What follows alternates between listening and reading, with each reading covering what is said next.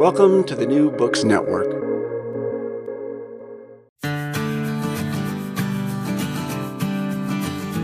Hello and welcome to Madison's Notes, the official podcast of Princeton University's James Madison program in American Ideals and Institutions.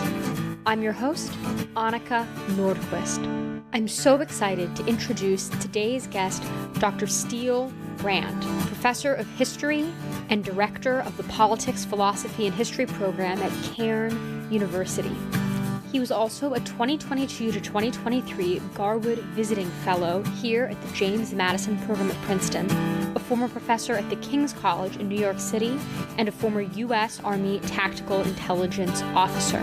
His specialty ranges from military history to republicanism and ideas of Christian virtue. At Cairn, he's designed the Politics, Philosophy, and History major, an interdisciplinary major which combines scripture, classical thinkers, and modern and early modern philosophy. Today, we're here to discuss his book, Killing for the Republic, Citizen Soldiers and the Roman Way of War. As longtime listeners of this podcast may have already figured out, this is one of my all-time favorite topics, so with no further ado, I really hope you enjoy. Well, so Steele, welcome to the show. You wrote this book when you were in Afghanistan. You began it, and it's a book about ancient history. What was the relevance to what you were experiencing at the time? So I wrote the book when it was actually a part of what is the ethos of citizen armies in the ancient world. So I sort of did this survey. That was my dissertation. I particularly focused on ancient Israel and then classical Rome or Republican Rome. And of course, I had to mix in the Greeks, but I was more interested in Israel and Rome. So when I turned it into a book later, after I received my PhD, by that point in time, I was in the military. And so as I was turning this into a book that was just about the Roman Republic, I was wrestling through, okay, what do I actually believe about citizen soldiers, given that I'm trying to be a citizen soldier myself? So it was really good for me to have my theories tested with my own life experiences. And that's why I went into the military, because Polybius said, look, this is, if you want to be a good historian, you need to command men in combat, you need to have experience in politics. So that's one of the reasons I went in. The other reason was I believe able-bodied men should serve the Republic. My Republic had been attacked in 9/11, so I did what I thought, able-bodied men should do, and so I signed up. But when I was there, I was fighting in a war that, as we now know, was lost. I don't think it needed to be lost. So then I had to wrestle with a very different set of questions. Is your service as a citizen soldier still a good thing if you're part of a losing war, and if you're taken away from your family? And I had, a daughter who didn't know me. She was born, and I was there for a month and a half, and then I left. And when I returned, she had no idea who I was. And my wife, the place we were living literally caught, the area caught fire. So there was we didn't know she was going to have to evacuate. I wasn't there to help my wife. Wasn't there to get to know my kid. I wasn't there to help raise my toddler who also missed me. And so I was like, why am I doing all of this? And I came to the conclusion that, and I wrote an article about this. I got a couple of interviews on Fox about this. No, it's good to serve your republic, period, end of story. Win or lose, it's good to serve your republic. But it took me a while to wrestle through that. And I wrestled through that after the book was, it was in the process of getting published, but long after it was written. But there's probably, in a few of the earlier pages, you can see that I'm wrestling through some of these tricky ethical questions. But that's exactly what a citizen soldier has to do. A citizen soldier has to wrestle through tricky ethical questions. I have to serve my republic, but serving my republic and fighting in a war takes me away from my true vocation. For a Roman, it was being a farmer. It takes me away from the farm. You see, a professional soldier or even a soldier citizen says, no, my vocation is war. That's very different than a citizen soldier. And I'm interested in what is the ethos and what are the tensions that define a citizen soldier compared to mercenaries or professionals or warrior classes or even soldier citizens. You just kind of casually tossed in there that you joined the military because of Polybius. That puts you in a vanishingly small, dare I say, elite subset of American soldiers. Can you delve a little bit more into what Polybius says about this? Why was that such a source of inspiration to you? Yeah, so took my Roman Republic class when I was at Texas A&M. One of my two best professors I've ever had, a political theory professor and a Roman history professor at A&M. And I remember we were walking through the sections where he's criticizing some of the Hellenistic historians. And he talks about guys like Timaeus, who they write all these things, but they really have no clue what they're writing about because they have no real world experience. And how can a historian actually write about politics or warfare? And that's mostly what historians should do, according to Polybius, if they have no experience with warfare or politics. And that like tortured me. I think I took that class in like 2000 or 2001. And then right after taking that class and wondering, well, if I want to be a historian, don't I have to do what Polybius says I need to do? The Twin Towers were attacked, the Pentagon was attacked, and then of course there's probably this like larger plot to attack the country.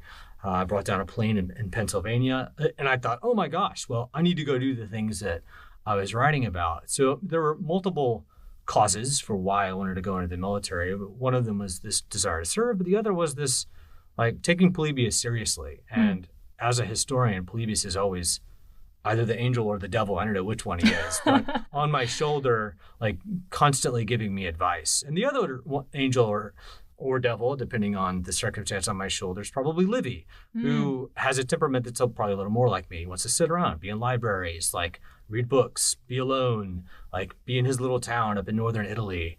He's the complete opposite of Polybius, who sees the historian as some kind of Homeric hero who has to go out and participate in a testudo formation as they're attacking the walls of Carthage. I mean, he dies in his 80s when he's horseback riding. And Polybius thinks that there has to be this heroic element to a historian, which is very different than most modern historians, who usually, and this is more of what I'm becoming, look like Livy. But I'm tormented by these two men. They're kind of like the two fathers that are constantly giving me advice, and they don't always agree. But they both love Rome, and that's what's important.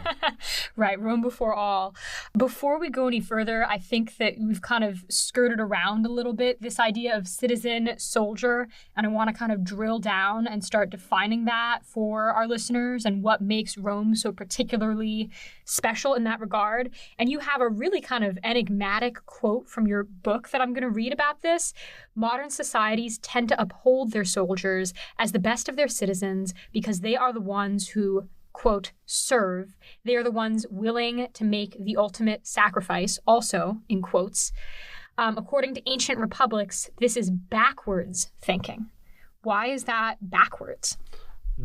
What allows the martial republics of Athens and the Roman Republic to succeed is they put more political power into the hands of their citizens, and they want them to be good citizens. And then they expect those citizens to defend the republic that they have on the field of battle. So the first thing you need to be is a good citizen. And any good citizen, at least in the ancient mindset, and really the medieval mindset as well, I would even say in the early American Republican mindset, the good citizen cares so much about his republic, and he's so civically minded that, of course, he will serve his republic by defending it on the battlefield. Now, what I think is even better about Rome, and I think this is part of why it's superior to Athens, and Polybius makes this argument in Book 6, is that Rome also inculcated republicanism right from the beginning with the household. And I talk a lot about this in the earlier chapters. We take some of the ideals from like Horace and Virgil. There is an ideal, but there's this idea that Roman fathers and mothers and on the little republic or the tiny little kingdom or the tiny little polity of the family farm, like raise their children, and especially their boys, to be civically minded, to know Roman law, to know Roman traditions, to be able to defend themselves, to be able to do hard work on the farm. And it's these qualities that they then expect to expand out into the community at large. And then initially Rome is it's kind of like a city-state, but then eventually into the Roman Federation and the Roman Republic, which eventually it becomes a sort of Republican empire. But this notion is being a good father and a good farmer comes first. And if you're good at those things, then let's add this element of being a good citizen. And it should, fathering and farming, and like farming and fathering should be, and being a mother, they should feed into making you a good citizen. So after you're a good citizen, then let's take you and put you on the field of battle and teach you how to be a good soldier. Now, you're never going to be as good as warrior classes or mercenaries or professional soldiers. Oftentimes you're going to lose. This is why Rome loses as many battles, sometimes more battles than they win. But they always win wars. Why? Because they always have citizens who believe in what they're fighting for. And you can't just defeat a Roman army in the battlefield. No. You got to defeat them over and over and over again. And you can't lose because you don't have as many citizens. You don't have as many as many allies that are willing to fight for your polity the way that the Roman Republic, the Roman Federation did, that it created in Italy. And it's that political genius of Rome that makes it conquer the Mediterranean. It's not its military powers. It doesn't become the first-rate military until probably the first century. It's the best military there is. Maybe it's getting there in the second century, but it's never the best. But it's got a superior constitution. And this is why Rome is so successful. But what's that based on? Citizens who have a stake in the republic, and they care about raising their boys and their girls to be good fathers and mothers. That precedes being a soldier, but that's why citizens make the best soldiers and not the other way around. So why, this is one of those short questions that's deceptively impossible to answer, but why is it the case that, through the whole panoply of the ancient world, as you describe it, Rome has a kind of pretty unique humanism, I guess you could say, surrounding some of these topics about citizen soldiery? What happens in Roman history that sets this up, that makes this the case? Where is this coming from? Well, the early stories, and it's really tricky knowing about the early stories, like how true are they? There's a lot. There's a really good book called Cleo's Cosmetics that talks about sort of the dressings that are put onto the factual history, that sort of embellishments and enhancements that the historians will add. This is true in Greek history. This is especially true in Roman history, especially for the early years. But there's the set of stories that frequently comes up in the early Roman Republic. Let me just give you an example. So Rome is supposedly founded by Romulus and Remus. The brothers get in a fight over a wall, and Romulus kills Remus. Not so good, right? So Romulus isn't a good guy, but he's a good guy, or he's a bad guy who does anything for Rome. So it's kind of like, and Rome is named after him. He's kind of like Rome man. But Romulus gets a bunch of bandits and orphans and outcasts and exiles and people who aren't good. And he attracts them to Rome. This is the kind of people who come to Rome. And then they realize, well, we need wives. So what do? Well, they go steal the Sabine women at a Sabine festival. All sorts of great stories, good paintings that have been made about this. So are all the details in these stories about Romulus and stealing the Sabine women and all the kinds of people who come there, are they true? Probably not. We can't possibly verify them, even if they were true. Although there's some recent attempts to try to do so. But what's the point? The point is that Rome is not snobbish about its citizenship. Yeah. So what do? They bring in Sabines. They bring in people who have been rejected by others. They had their first kings. You've got a Sabine king. You've got Etruscan kings. You've got Latin kings.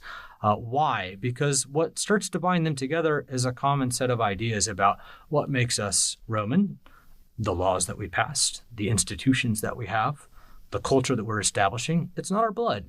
It's not necessarily our kinship structures. Kinship structures are important for sort of smaller level politics at the local level, but not for the Roman Republic as a whole. And that's very different than Sparta or Athens or Thebes or what you see in Greece. And so what's the point there? Rome is gratuitous with its citizenship. And it has this notion that citizenship is a status that is conferred by law. And that's what makes you Roman, and that's what gives you privileges. This becomes so important that by the time you get to the New Testament era, a guy named Paul of Tarsus is saying, hey, I'm a Roman citizen. You can't do things to me. This guy's a Jew who lives in a Hellenistic area, and he's saying, I'm a Roman citizen. And this terrifies the Roman magistrates at Philippi, and they immediately have to grant him concessions and privileges. And what is the point there? The point there is that Rome creates this idea that we're bound together by law and custom and culture, not by blood, not merely by geography, and not by other things that most other polities believed in. That's what makes Rome so incredibly powerful, is that they can expand because they're not snobbish about what a citizen should be. Now, the other thing, and this is what I'm the most interested in, what are those virtues that are supposed to bind people together? And that's what the book is mostly about.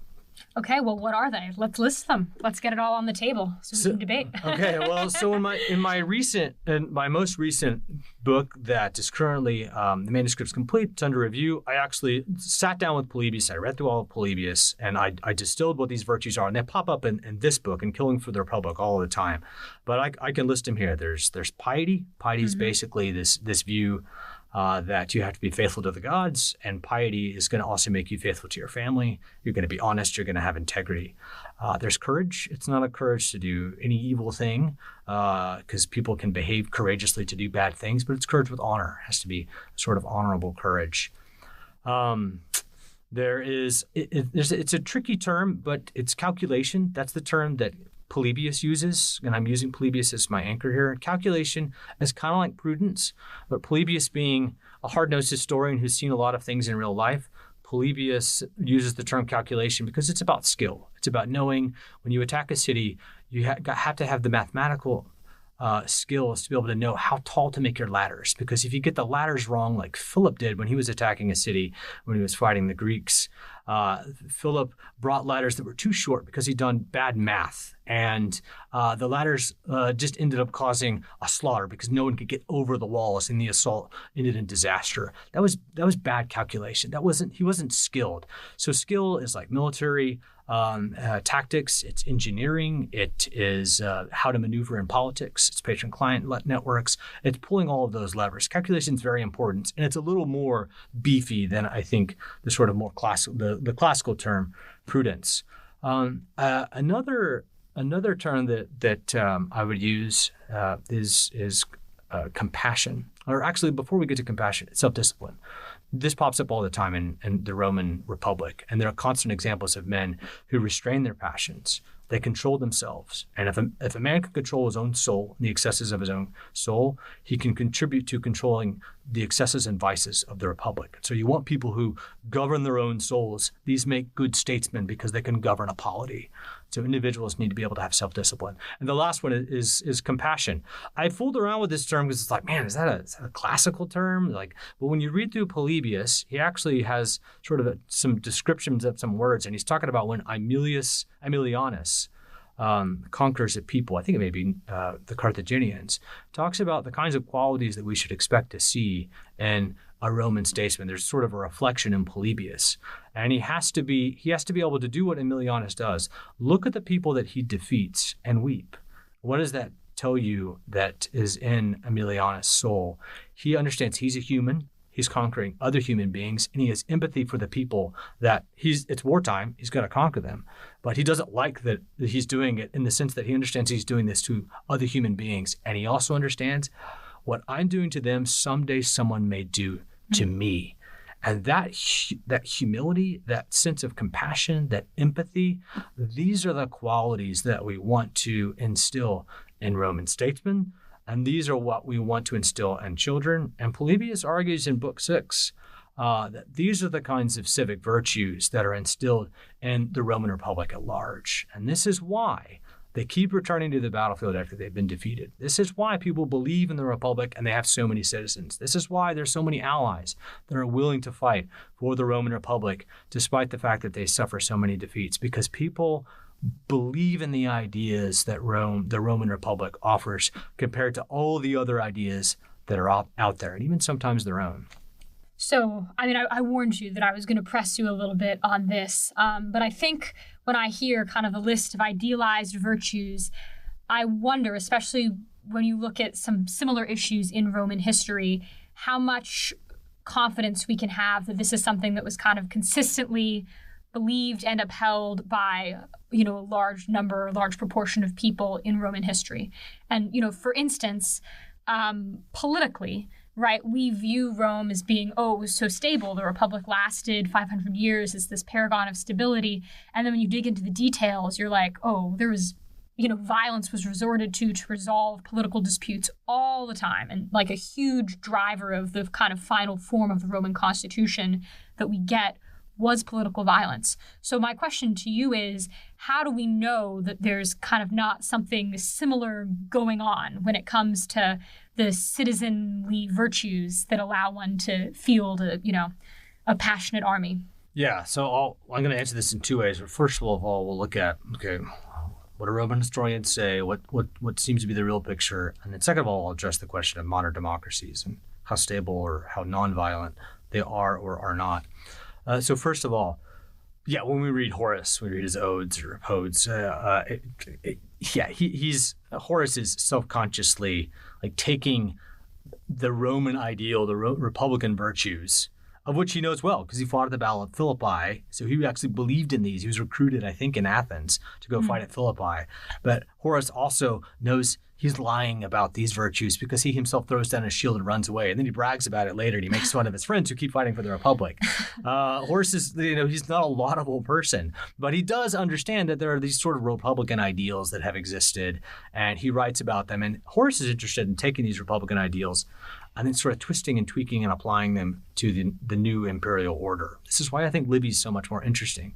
Livy instead wants to uplift the Republican ideals, and I think he wants to try to push and pressure the new regime, Augustus, to try to look back to the Roman Republic and those values and try to incorporate them, not just merely twist or tweak the virtues and squeeze them into a form of propaganda, but he's actually challenging the new regime to look back at these Republican virtues. But when you read Livy, even if you read Livy, you look back. When he writes about the Roman Republic, he talks about what the virtues are, what the ideals are: compromise, flexibility, adaptability. He's always talking about these.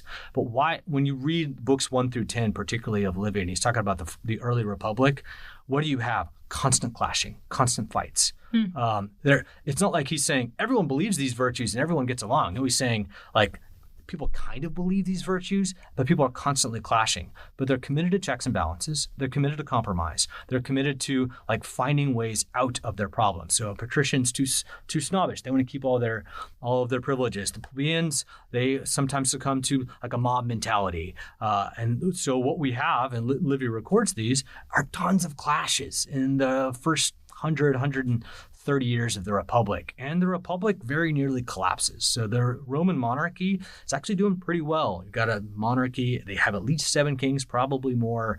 The last king is thrown out, but the Roman kingdom is doing really well. And the last king is expelled in 509. But the Republic, for 110 years or so, is doing badly. They don't build new temples. They're not doing new buildings. Why? Because they're losing a lot of battles. So archaeology tells us that the story that Livy's telling us, there's something to it. There are all sorts of problems in the Roman Republic. But then we have a shift. The Republic starts to figure out, what if we have this new model of the kinds of people that should rule us? And it's not just their birth. It's not their blood. It's not that their fathers or their grandfathers were in the Senate, but that they've served the Republic and they've sacrificed for the Republic and they know how to lead people in warfare. And when they lead people in warfare, they actually guide them and lead from the front, and they inspire the men instead of just lording their authority over them. These are the kinds of men who start to emerge, and it turns out that people don't care if they're plebeian or if they're patrician. So we have an entire new ruling class that develops. They're called the nobilitas. And it's this cult of public service. And the ruling elite learned that we need to demonstrate that we deserve to rule, and we're competitive with one another and we challenge one another. But the goal is to be the person who sacrifices more or leads better or wins more battles or does more things on behalf of the Republic. And they create an entirely different idea of what it means to be a good leader. And that then is distilled down to the lower classes who discover, maybe there's a chance that I could rise. Maybe I could be a new man and make my way up into the Republican system because Rome allows that sort of thing to happen. Or maybe I could be a great centurion. And we have a couple examples when centurions are talking about the sacrifices they've made for the Republic and the respect that they have. These are people we normally don't hear from in history. So by the time we get to Polybius, and Polybius is actually an observer who's using eyewitnesses. He's watching Rome in the 2nd century consolidate its empire. He then in book 6 tells us a pretty similar story, that there are these virtues that bind the Republic together. Sometimes they violate them. So Livy several times he says they just blatantly stole from people, or they violated their oaths, or they violated their treaty. And they're honest about this. And that's really helpful because Livy and Polybius both really appreciate Rome, but they'll critique it. Polybius does the same thing. Into the Second Punic War, into the First Punic War, when Carthage had its mercenary war, Rome just stole Sardinia and Corsica. And he says this was immoral. It was not the right thing to do. But it'll also uplift the virtues that we've described that seem to be normal, commonplace, especially among the ruling elite. And in Book 6, he talks about the Roman Constitution as a system of checks and balances. It has a monarchic element. It has 2 consuls. And then it has the assemblies. They're the ones who actually confer authority. And they're the ones that have prestige. That's the Senate. They offer counsel. They don't have any legal authority, but they have lots of prestige, and their advice is usually followed, and this is where deliberation takes place. So they have this marvelous system of checks and balances it's the first true system of checks and balances, aside from maybe ancient Israel. It's more than a mixed government. And the term checks and balances is derived from Polybius. And you think, oh, great, Polybius is doing this great thing in Book 6. He's describing why Rome is able to survive the Second Punic War, and why Hannibal defeats them, and yet they survive because they have this Roman Constitution. But in this whole book, that's not where he closes. He doesn't say, here's the Constitution, and that's it. No, he concludes with a Roman funeral. And you're thinking, what in the world does a Roman funeral have to do with the Roman Constitution? It has everything to do with it, because it's the civic virtue that undergirds the entire system. And he describes in detail what happens when an illustrious man dies, what happens when one of these generals or commanders or centurions or one of these famous people died in battle. They have a giant parade like a military triumph throughout the city. There are people who put on the masks of the ancestors. They gather around. They talk about how the good things the commander had done for all of these, for his men in battle, the awards that he had won, how as a young man he'd achieved this great heroic act. And what happens is you've got this celebration of civic duty, this celebration of civic sacrifice. And all the young men who are watching the funeral are thinking, I want to be like that. That's the model. I want to serve my republic better. And all the competitors who had been like, gosh, this guy was so good, or he was an enemy of my family in our sort of factional politics, they still have to acknowledge that this guy did great things, and they're egged on to do better things. This idea that we're going to compete to serve the republic vociferously against one another. I mean, it's a contagion that captures the Roman Republic, and that's why people are always willing to serve and they're always willing to sacrifice. They may not always live up to their virtues, but they have an ethos that brings out these virtues and tries to tamp down the vices. Steele, you're tantalizing me. We're trying to have a conversation about Rome, and now you're just casually tossing in that Israel had checks and balances, which I did not know. Okay, that's a project. That's a project that I intend to tackle. But yeah, I would say that you've got, let's just look at Deuteronomy 16:18 through 19, and you see that there are these different functionaries that exist. You've got priests, you've got prophets, you've got kings, you have a constitutional order. Deuteronomy is kind of a constitutional order based on a 7-part Hittite treaty structure. Wow. I would say that. But let me add this as well, because we didn't address the idea of a modern republic. So if we take the Israelite republic or the Hebraic republic is the common term in scholarly circles, or if we take the democracy of Athens, we look at the Roman Republic and we say, but they had lots of violence. Well, okay, compared to what? Okay, compared to modern democracy. So let's compare this to some modern democracies. It's not so much violence as specifically, one of the great victories of the American Constitution is that we don't resort to violence to resolve political disputes. Like when they fired the shots that were heard around the world against the British because they disagreed about what the degree to which constitutional rights and privileges extended to the colonies. There's a whole revolution that's launched, right? And it has revolutionary aspects. It has aspects where it's like a civil war, and it has aspects where it's a war of independence. But it's a war, and there are tens of thousands of people engaged in battles across New Jersey and down to the South and South Carolina and North Carolina, into Pennsylvania, New York, Boston.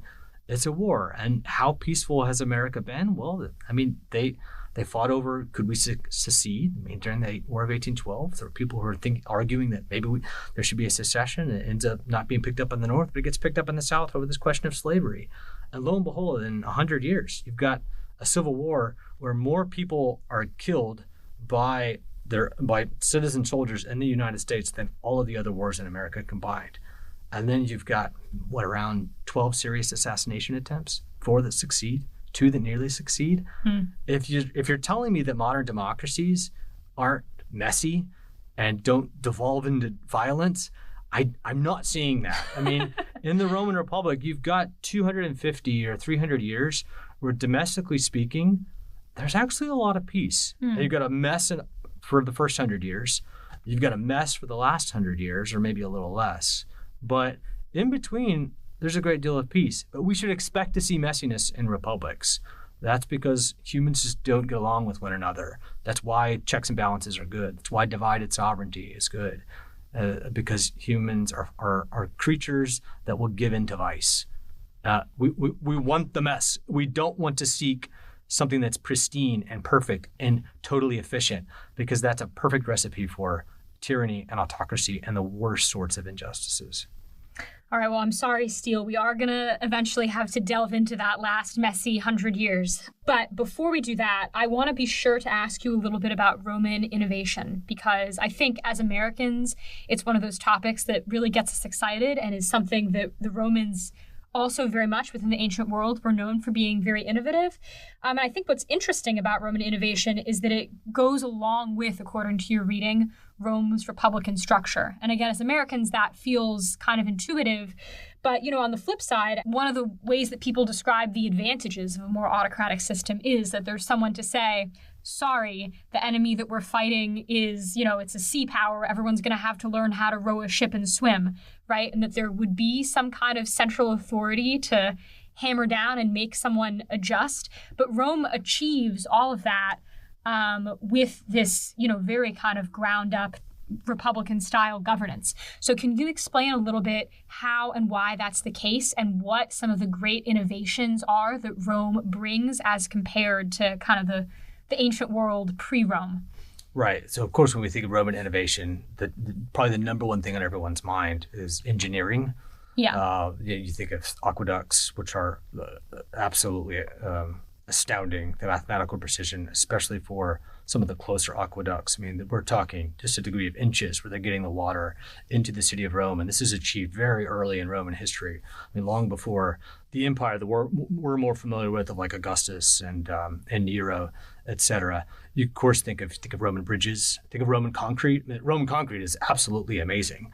The fact that they can get it to settle underwater, you can create harbors in ways that had not been done before. And it wasn't until recently that they've started discovering, okay, what are the elements that go into Roman concrete that made it successful? Because it's lost in the medieval world. When they try to make the Dome of Florence, they have to use a different form of math, and they have to use or different calculations in math because they don't have Roman concrete. They look at the Pantheon, they want to make it, but they can't. So okay, that's the innovation we think of. But I think you're right in saying that innovation is built into the DNA of Romans, and I would say it's their ability for political innovation. It's their constitutional innovation. This is the really, really fun story of early Rome.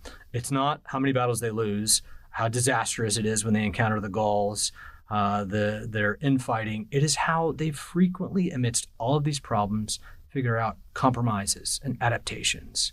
And they figure out, okay, well, we need to create a new office. So we've got our consuls, or probably the initial name was, they have 2 praetors. Then they realize, well, one of these guys needs to be a patrician and one needs to be a plebeian. And we just need to not only allow that, but maybe we need to mandate it.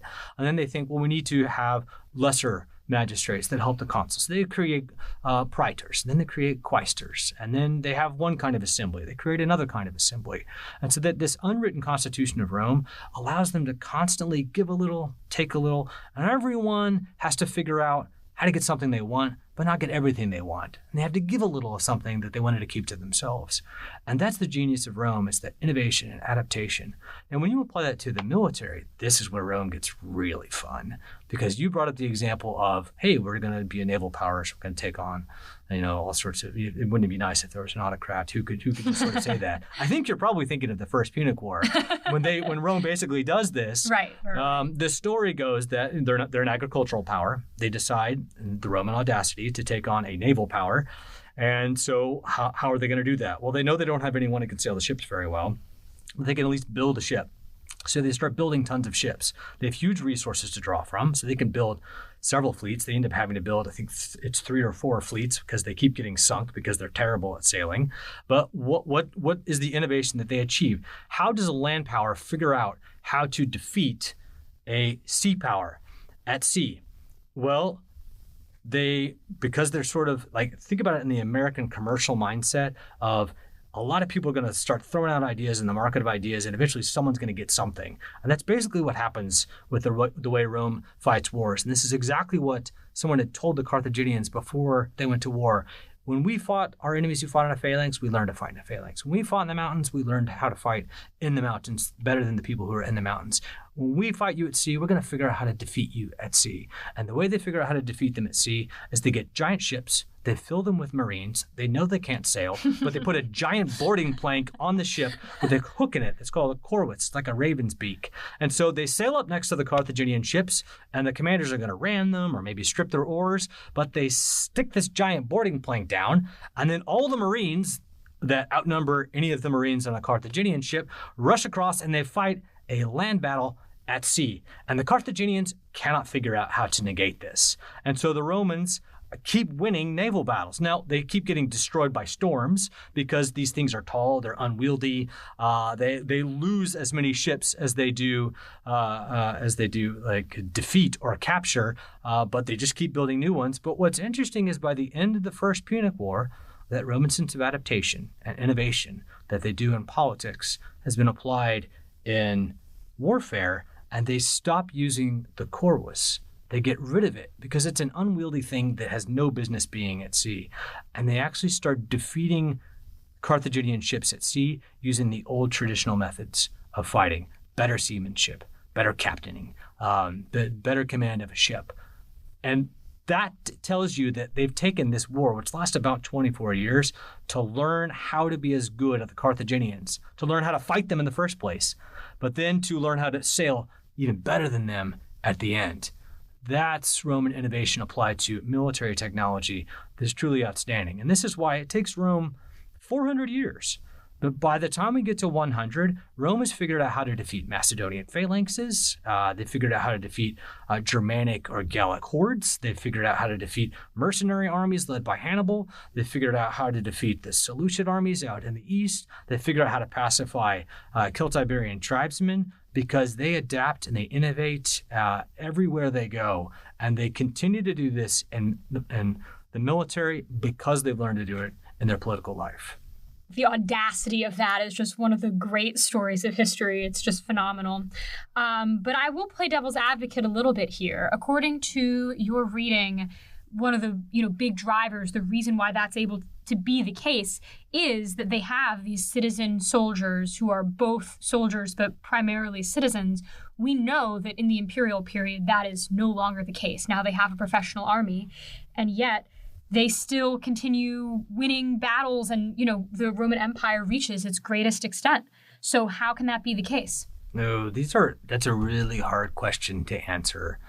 I would put aside all monocausal explanations because we'd have to take a lot of time to be able to answer that question. Here's what I will say. Rome's Republican army becomes more professionalized, especially by the time we get into the second and the first centuries, because they're fighting so far away from home. So they take it had started with Roman citizen soldiers going out and fighting every year, like during the fighting season, and then they come back home and they'd be there to like plant the winter wheat in October. When they start fighting farther away, instead of being annual cycles, it turns into life cycles. And so they're fighting for periods of their life. But then they are still expected to return home and be good citizens and father children, participate in Roman politics. So however, the farther they get away from home, especially in Spain and in places like the Greek East, then it becomes more professionalized. By the time we get to the first century, it's not a professional army, but it is more professionalized. So then there's a question, well, what is this professionalized army, which, by the way, is more competent and capable than any other fighting force by the time we get to the first century? Like, what do we do with all these citizen soldiers who are the best at their craft in the entire Mediterranean? Like, how do we make sure they're fighting for the Republic? Well, that works when you have legitimate government and you have legitimate authority and the political and constitutional order is functioning.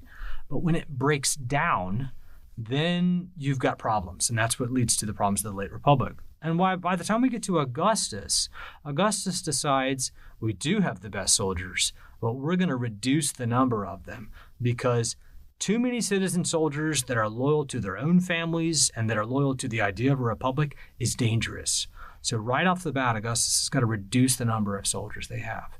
And then there are a number of innovations over the course of the Roman Empire, but the conquests of the Roman Empire are nothing like the conquests of the Roman Republic. So France has already been conquered, Spain, most of North Africa has already been subdued or conquered. Egypt is a protectorate. The East had been consolidated during the time of Pompey. This is during the Republic. Pompey is very much a Republican. He's flawed, but he's very much a Republican.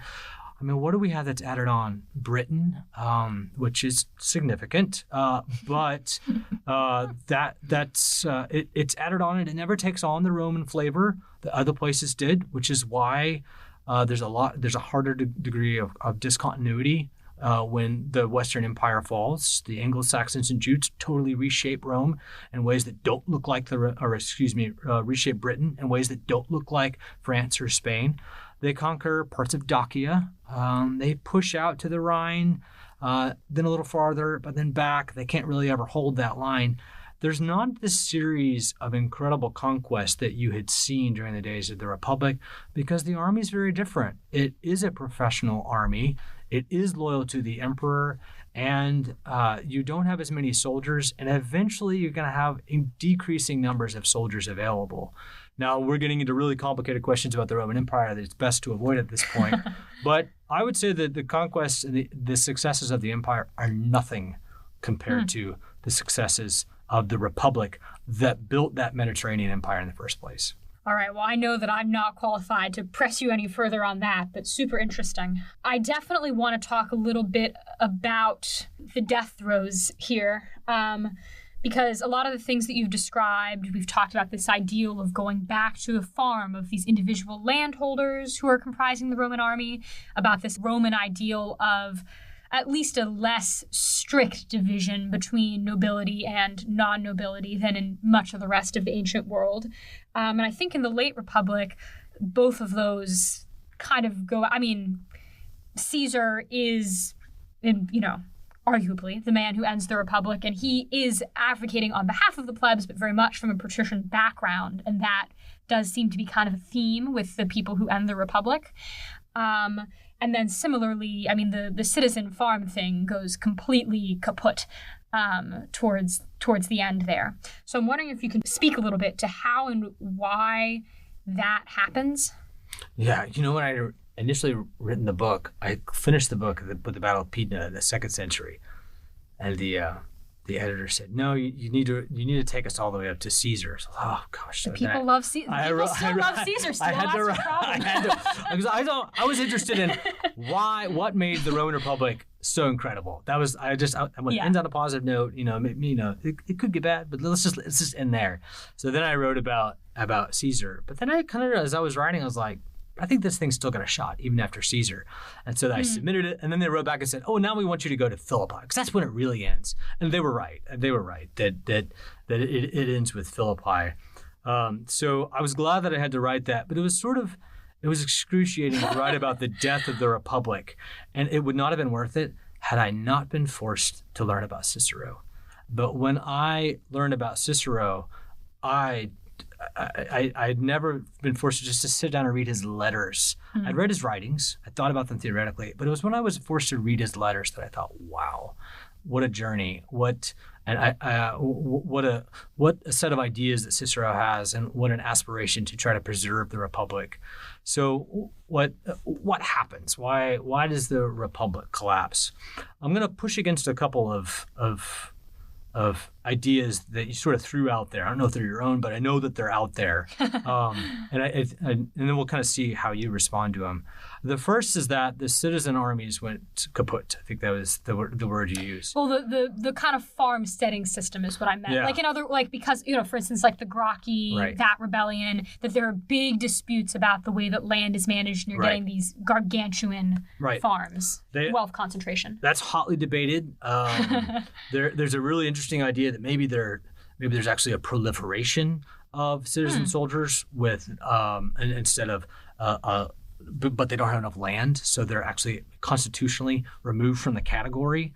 So the smallholders are actually getting crowded out. It kind of pairs with it. But then there's the classic view that the smallholders are getting gobbled up. Their territories are getting gobbled up by these fat cats who have the latifundia, and they're hiring giant slave labor gangs. There's a lot to be said for this. You got 3 slave revolts. One the first year. The first revolt is during the time of the Graki, of course. But I think the more important question here is, I think there's a lot to be said about all of that. But the more important question is, are the citizen soldiers, do they cease to function?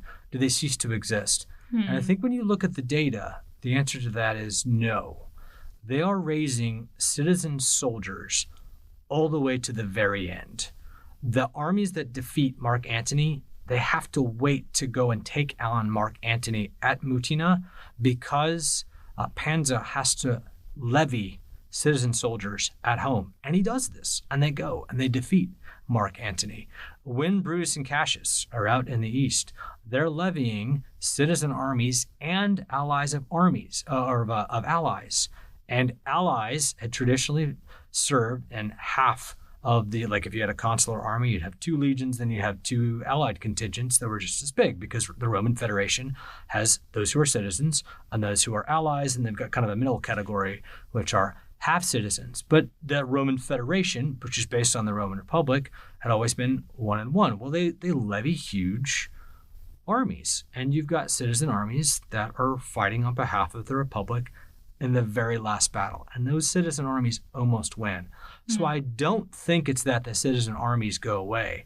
And I think Augustus realizes this, which is why, as I pointed out earlier, he demobilizes a lot of the armies. He doesn't want that many citizen armies. The problem isn't we don't have enough citizen soldiers, at least in the first century. It's that we don't know what they're loyal to and what are they, because they're constantly in the last century killing their own commanders. They're not simply serving their commanders. The people talk about that. Well, they're client armies. They're client armies of Caesar. Well, a lot more than that. They're killing their own commanders because they think these commanders aren't legitimate. What's the problem with the Roman Republic? It's not the soldiers. It's not the citizen soldiers. It's the Constitution. It is not adapted. It's not functioning. There's no more compromise. There's not enough adaptability. There is factionalism that's ripping people apart. You've got a brilliant Republican theoretician and rhetorician like Cicero, who doesn't have many military qualities, and you've got a tactical genius such as the world has rarely seen in Caesar, who doesn't really care about having a republican order. Well, in days past, those two had worked together, and one taught the other how to be a good republican, and the other taught the other how to be a better commander, or at least commanded when he couldn't. But that's not what's happening at the end of the republic. So you've got this tactical genius, Caesar, who spends a decade in Gaul with 10, 11, 12 legions. No commander had ever done anything like that. He's out basically just committing like war crimes and atrocities and genocide, right? This is the one clear instance of genocide. When you were talking about that earlier, I was like, Caesar on that one. I mean, he does these horrible things, but what is that? What's the impact on the Republic? The soldiers are taught whatever we do is, whatever we do is legitimate. It wasn't. It was unjust. But they're also taught to value and appreciate Caesar. And Caesar's amazing. Well, the Republic had never had a commander who'd been in charge of 10 or 11 legions for that long before. They'd had commanders who were given enormous power, but not for that length of time, and not for the same amount of people, and not on a cause so morally dubious. And that means that when Caesar launches that civil war in 49, you have a very different scenario. But again, Caesar almost doesn't win. There are numerous times when he might have been defeated. And part of it's luck, and Caesar himself, I think, would have said this, and part of it's genius. Part of it's just speed and the tactical abilities that he has. but he kind of hunts down all the republics. He chases them around the Mediterranean. He frequently is fighting them in 2-to-1 odds. I mean, it's amazing what he does. But Caesar, and I'll dispute this other thing that you had mentioned that's out there, Caesar cared about the plebs. No. Caesar cares about Caesar. Well, and Caesar always cares first and foremost about himself. And it's always, should I be put on trial? Absolutely not. I'm Caesar. So if it comes to, do I give in to the constitutional order?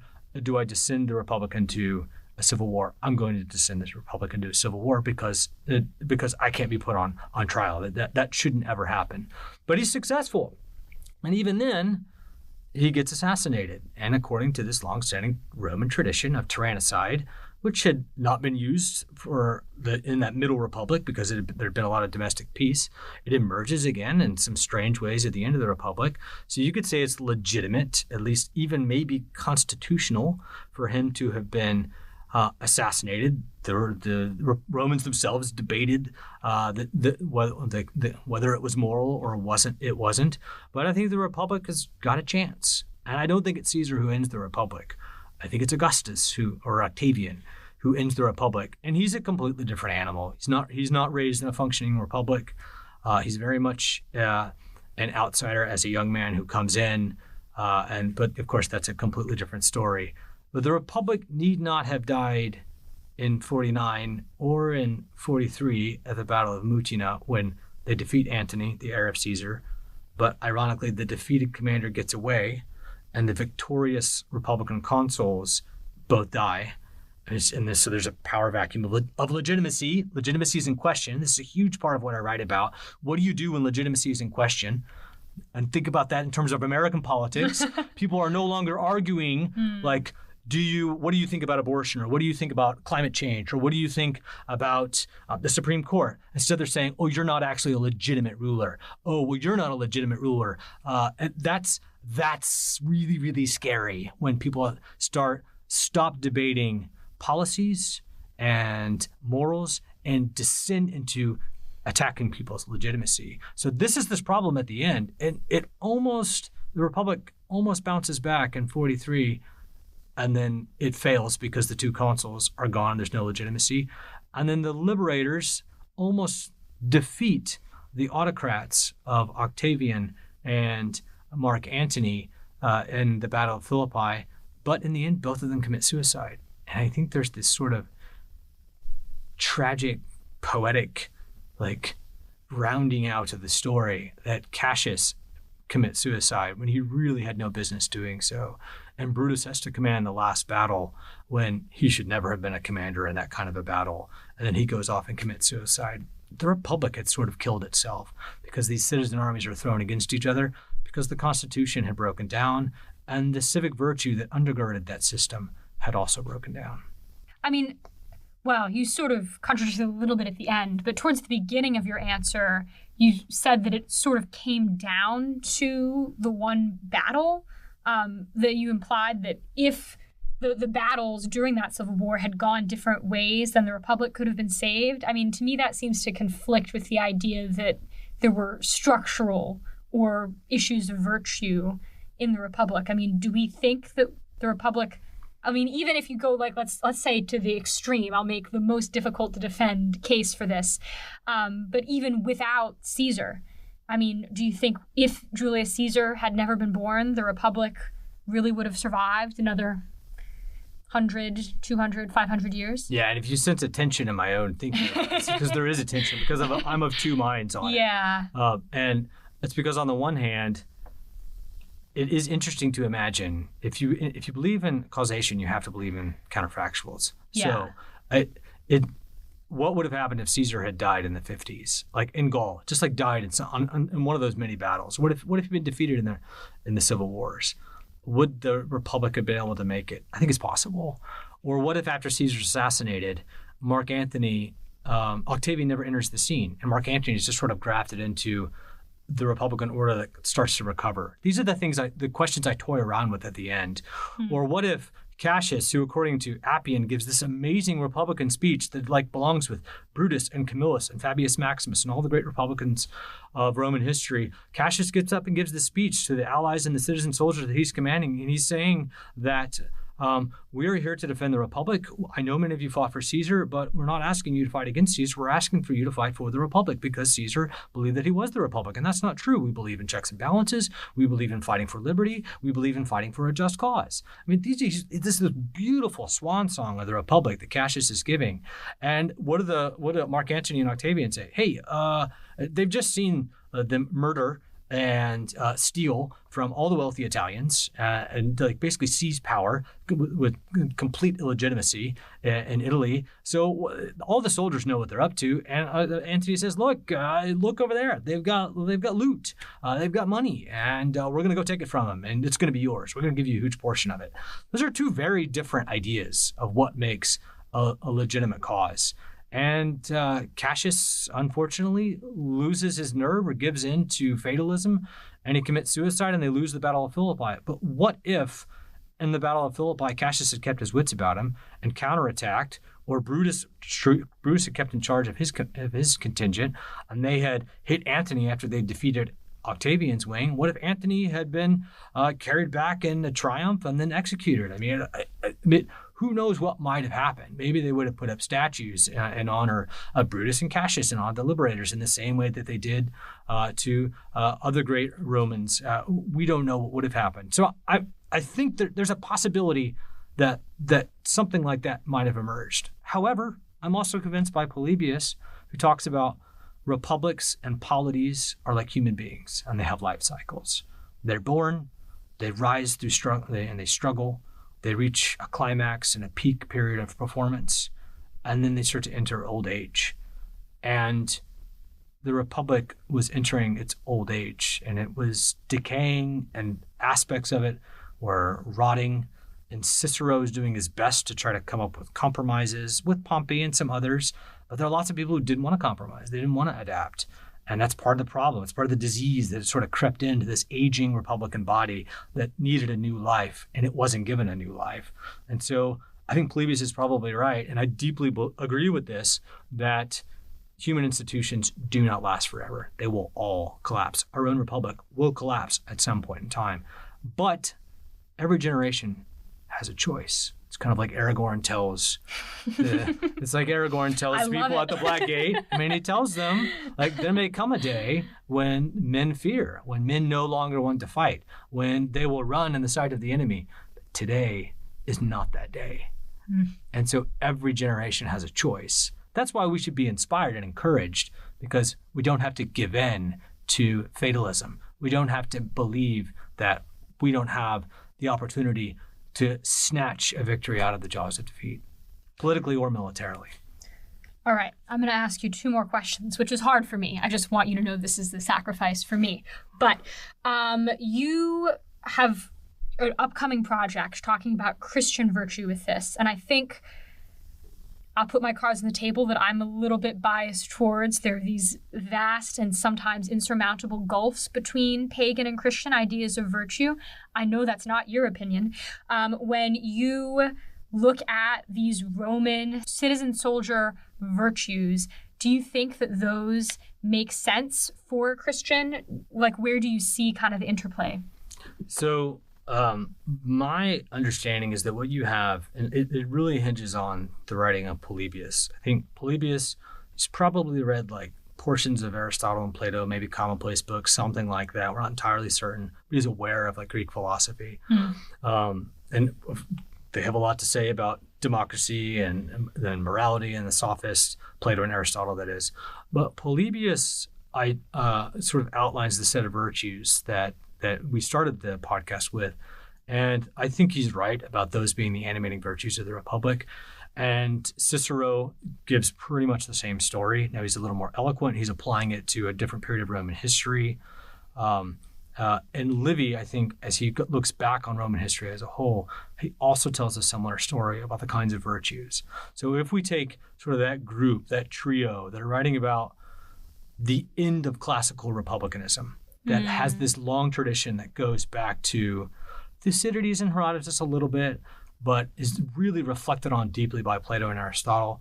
It's picked up by Polybius and other sort of universal historians, and then, of course, Cicero and Livy. We have, I think, a distillation of what are the virtues that make the best classical republic. And I think that's Rome. It's just why I kind of give my friends who love like Athens and Sparta a hard time. It's like, yeah, all the virtues that the Greeks are talking about, well, the Romans are the ones who actually achieved that. I agree with you. They deserve to be given a hard time, Steele. Thank you for carrying this cross.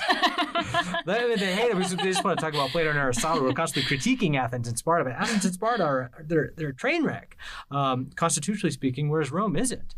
And so, okay, what my question was when I got to the end of the book, what do Christians do with that martial Republican category of virtues? And I think that they don't overthrow it. I think instead they adapt and enhance it. Now, there are aspects that they critique. Martial glory is something worthy of being critiqued, right? But courage, this is something that it's expected to be embodied by a Christian. But what Christians do is I think, and we see this in the dialogue that Jesus has with Pilate, he's actually demanding that Pilate be just and to be courageous to pursue justice and to execute justice. And he's demanding that the basis for what the Pilate believes is wisdom. It's truth, right? Wisdom does not set itself up against truth. It is the pursuit of truth. And Pilate fails in this. But what do we see here? We see Jesus basically telling Pilate, you need to behave according to all these classical virtues. Now, this is even more, that case is made explicitly by another Christian, Justin Martyr, when he's critiquing the Antonine emperors when they would persecute Christians or when there would be persecutions under the Antonines. He's saying, no. He looks to Socrates, he looks to Greek philosophy, he looks to Roman history and says, we Christians ask that you would uphold the classical virtues. So I don't think Christians want to overthrow those classical virtues that we've talked about throughout the show, but I think they want to enhance and adapt them. And I think they add to them forgiveness, faith, hope, and the most important of them is love, right? And this is where I think the richest treatments of what statesmanship should be, I think they come from like late antiquity and into the medieval period. And I think you see hints of them in classical thought. What is that? The best statesman is the loving statesman who loves his people like a father loves his children. He disciplines them when they need to be disciplined. He is checked by his own vices when he sees that he is in error, but he cares for them and he would willingly sacrifice himself for them. This is ultimately the model for Christ. Christ says, you, like the highest, like he calls the disciples his friends. And he says, what is the greatest love that I could show for you is to sacrifice myself for you. And then he actually goes and does it. So that's the standard of statesmanship. And I would say that's just as great a standard as what we see in like a Fabius Maximus, who sacrifices his good name, his reputation during the Second Punic War when he says, I'm not going to go fight against Hannibal because we can't beat him. He's too good. So what we're going to do is we're just going to shadow him. And everyone says, you're a coward, you're weak, you can't do this. But then they eventually realize, despite all these horrible things that they've called him, despite the fact he's basically ostracized in politics, he was right. But he stayed to the course. Why? He sacrificed his own reputation and the opportunity for glory. Why? Because he did what was best for the people. And like that, I think there's a great harmony between those. So I would say that Christianity like keeps the classical virtues, adds the theological virtues. And what I don't like are the trends, and you see this in the later Christian historians, when they look back and say, oh, we just want an emperor to be pious. We want him to patronize churches. We want him to have a palace that's like a monk's. This is what they say about Theodosius II. Oh, he's a great emperor because his palace is run like a monk. No. We want Theodosius II to actually go out and fight Attila in battle or to lead an army in battle against these barbarian hordes. And he doesn't do that because he doesn't have the classical virtues. But for the Christian historians, they're looking at someone like Theodosius II. They say, oh, no, we just want him to have great piety. That's not enough. And I would say a complete picture of Christian statesmanship is not what you see emerge in late antique historians and then some early medieval hagiographers, where it's all about just be someone who thinks about God all the time or patronizes churches or cares only about the liturgy. No. You have to care about the created order. You have to care about justice. You have to care about crushing evil and fighting against evil, if necessary, in battle. And I think these are the things that are picked up on later in medieval history. But I would say they're all there when Christians are first engaging with the classical virtues. There's not Machiavelli wants to draw a big wedge between there's the Christian virtues and then there are the real political virtues. No. What Machiavelli wants to do is say there are political virtues and it's all about the pursuit of power.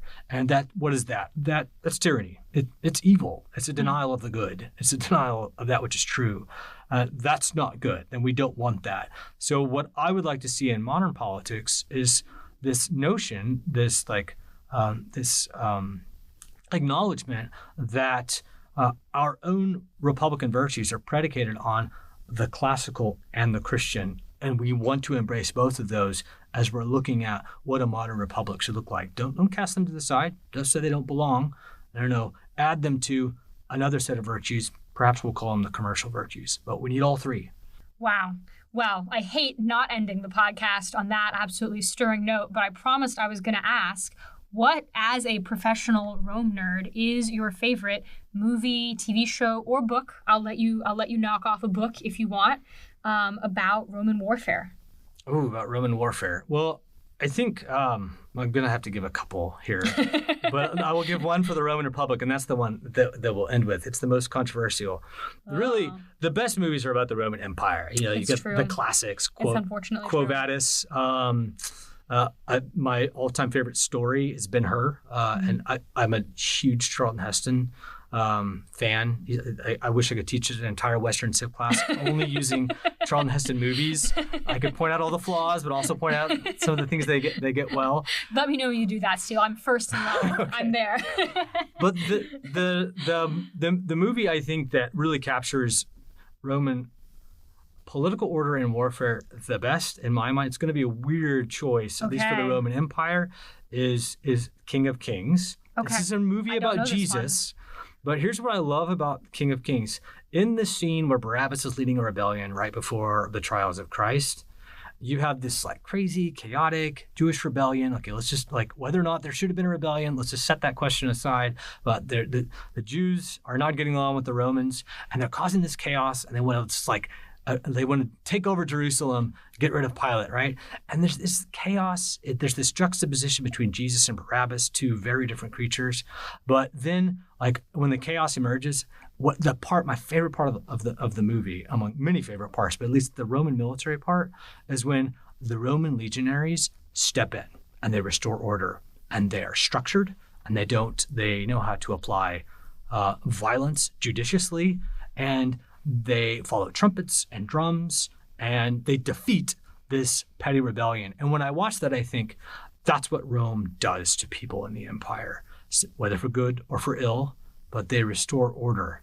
And I think that I love that scene because it really captures Roman warfare during the empire. If I had to say Roman Republic, there aren't that many good ones. There's a really good one I can't remember the guy's name, but he's Dr. Bashir in Star Trek Deep Space Nine. He plays Hannibal. It's a little too sympathetic to Hannibal, but it's like a half documentary, half movie. That one's fun, about the Second Punic War. I mean, this is the greatest trial. The character who plays Scipio Africanus is really good. But if I'm going to go with just a recommendation, I'm going to throw out a terrible recommendation in some ways. It goes by different names. It was initially, I think, Italian made. It's called Romulus and the Sabines, I think, in the English translation. It is old. It's sword and sandal. It is strange, but the reason why it is so good, and I actually show a little portion of it, despite all of its campy sword and sandal strangeness, is it has the best James Bond actor, Roger Moore, playing a very odd Romulus. But it's this James Bondish approach to Romulus, and there are all these elements about Numa being there as well. This is the second king, and this idea that what makes you a Roman is we bring people together, and it's that inclusive citizenship, and then Romulus kind of has to disappear.